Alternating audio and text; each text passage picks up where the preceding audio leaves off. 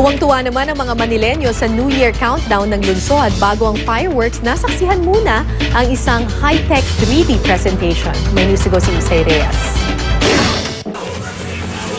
Pantapat daw sa New Year countdown ng New York ang salubong Manila 2015 sa Rojas Boulevard kagabi.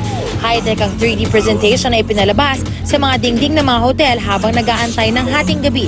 Buhay na buhay ang mga imahe. Masayang nanood ang mga tao. Si Manila Mayor Erap Estrada nga di pa napigilang umindak kasabay ng party music. Kasama niya ang kanyang mga anak at asawa. Well, ang gift natin yung tapat na paglilingkod sa tao bayan.